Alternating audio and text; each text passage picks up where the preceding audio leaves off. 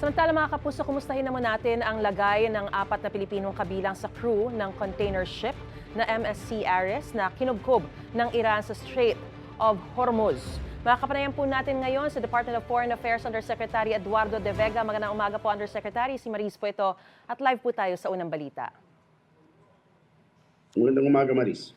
Una po sa lahat, Yusek, may update na po ba kayo sa 4 nating kababayan na nasa barko at nakausap niyo na po ba sila? Opo, ako may update po, magandang update. Ako po mismo hindi ko nakausap ang nakikipanayam dito sa manning agency para tignan kamusta yung kanilang kalagayan, yung bagong Department of Migrant Workers. No? Kami naman sa DFA yung nagkikipag-usap sa pamahalaan bilang country-to-country foreign relations, no? To approach. Ang balita, number one, mahusay naman kalagayan nila. Pinapakain sila, healthy sila. At ang magandang balita, nakausap nila yung kanilang mga pamilya. Bawat isa sa 4, binigyan ng pagkakataon na makakontak, makatawag sa kanilang pamilya 1 oras pa. Nila kinausap yung mga pamilya nila rito. So, ibig sabihin, hindi sila tinatratong preso o parang mga hostage, no? So yun ang magandang balita. Pero Yusek, nagpahayag po ba sila na gusto nilang umuwi ng Pilipinas? Mapapauwi po ba sila o anong ginagawa nating hakbang para matulungan sila at makauwi kung sakasakaling gusto nga nila? Opo, number one, syempre gusto nilang umuwi. Dahil walang gustong sa situation na ito. Pangalawa, anong nga bang ginagawa namin? Well, kinakausap natin yung Iran, yung ating embahada doon, kinakausap. At today mismo, yung Iranian ambassador, kakausapin namin ng Foreign Secretary, kababalik lang kapon ni Secretary Manalo.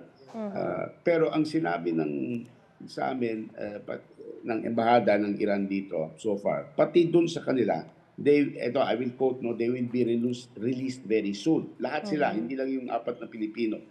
Pero tingnan natin kung magkakatotoo to at pipilitin natin, no, dahil sinabihan na they will be released soon daw kasi hindi naman balak daw ng Iran na hawakin sila parang bilang political hostage or something, no? So yun ang titiyakin natin. Nakausap niyo rin po ba yung kanilang mga kaanak? Kumusta sila at meron po ba sila mga karagdagang nahiling pa sa inyo, Yusek? Opo, nakausap ng pamahalaan. Siyempre ang hiling nila ay siguraduhin na makauwi ng safe yung pamilya nila. Pero napapasalamat sila na alam nila ginagawa ng pamahalaan lahat na magawa. Kasi piniliwanag ng gobyerno na hindi ito parehong situation. Alam niyo yung merong hostages ngayon sa Yemen, hindi ito parehong situation nun. Kasi walang indication kung kailan i-release. Kailangan matapos ang gera sa Israel.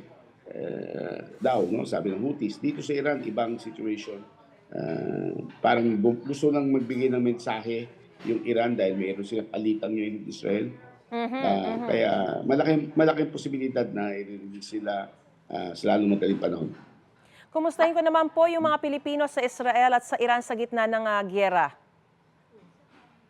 Opo, yung mga Pilipino sa Israel at Iran at sa buong Middle East, alam naman nila na tawag doon volatile ang situation sa Middle East. Kailangan dapat handa sila.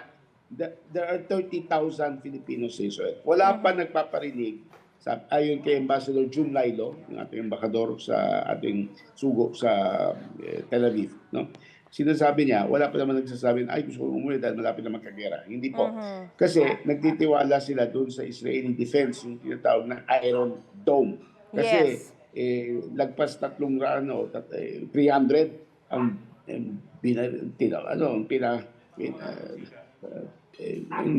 lumabas galing Iran. Hindi lang Iran, ha? Meron din parang coordinated, meron mga weapons galing Yemen, galing Iraq, galing Lebanon, yan, sabay-sabay. Pero handa yung Israel. Ngayon, sinabi na ng Iran, sabi ng kailang general, we have already responded to Israel and we don't intend to continue.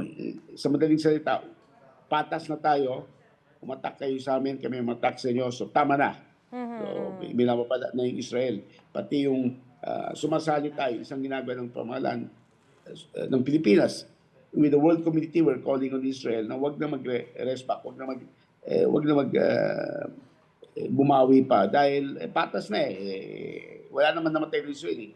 Ngayon sa Iran naman, 2,000 ang Pilipino doon, mga kasal sa Iranian, mga professional, mga simple professionals. No?